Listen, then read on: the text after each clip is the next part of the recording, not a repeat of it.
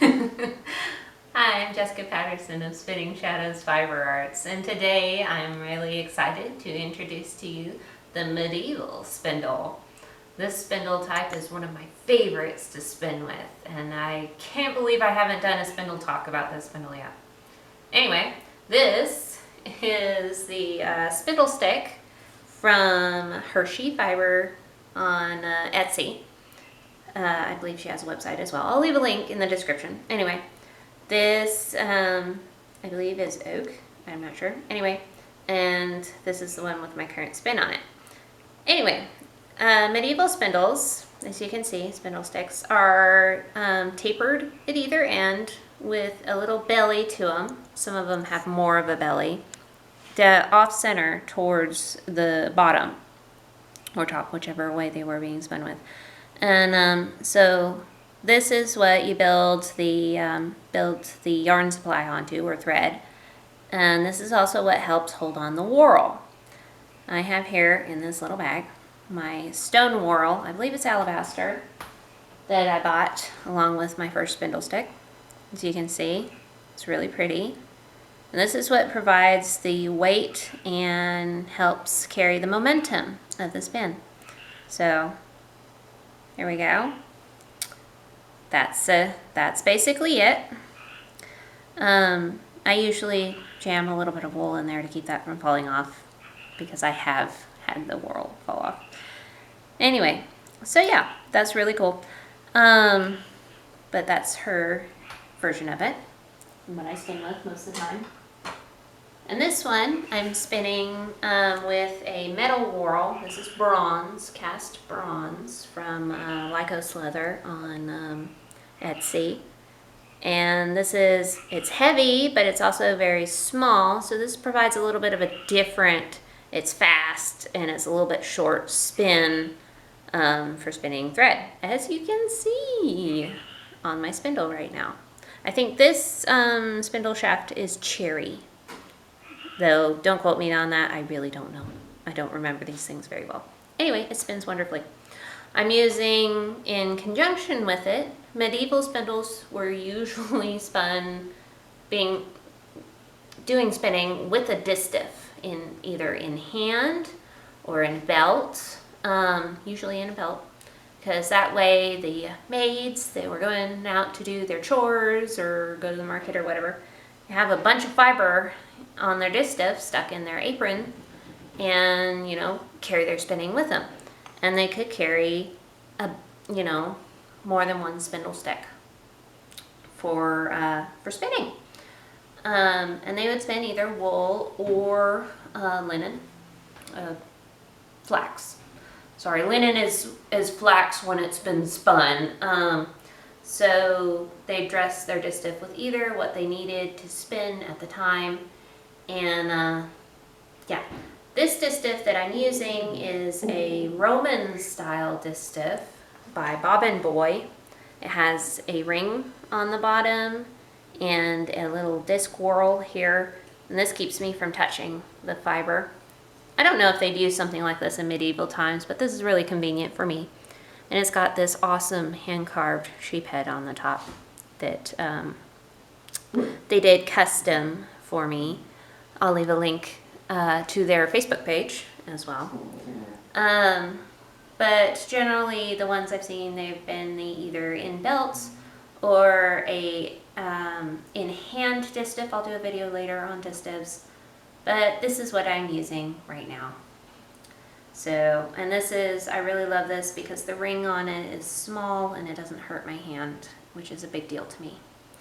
So anyway, how I spin is I have the distaff cradled in my hand, in the crook of my hand, with 2 fingers holding it, semi-still. And I'll be using usually just my pointer finger and my thumb to hold the fiber supply, or both fingers and my thumb in this hand. And I'll give the spindle stick a flick and then draft. Flick. And sometimes it'll spin longer. You can see this spin isn't very balanced. Okay, let's see. Okay. but I'll draft out just tiny bits of fiber at a time until it's near to stop spinning. You can see it spins really fast.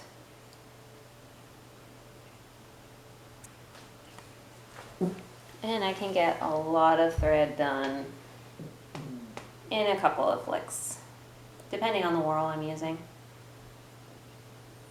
And it touches the floor. So I'll catch it before it unwinds itself and hit the ceiling with my distaff. And if you'll come up here, cameraman, what I'm doing is I will catch the fiber with my thumb and my forefinger. I'll make a butterfly. Hopefully I'm not going too fast for you. Just make a butterfly until I've brought up my spindle to where I can get off the hitch. This just makes it easier to manage rather than have my arms way out there trying to wind on. So, and I'll just wind from top to bottom and back again, building up a cop. And I generally, and then I'll leave myself a length, and I'll twist it around up here and take around my thumb and create a new hitch and give it a little tug to make sure that it's not going to slide on me, because that has happened. And that's, yeah, that's spinning with a medieval spindle. This thread I'm making, I will ply. I'll do a 2-ply. I already have a spindle full of this. Beautiful Rambouillet dyed in custom colors from Little Texas Yarns. And this is my second spindle full, and I'll take this and the first spindle full and I'll ply them together using my polywog wheel. And this I'll generally use for a fine weave, using my tabletop loom.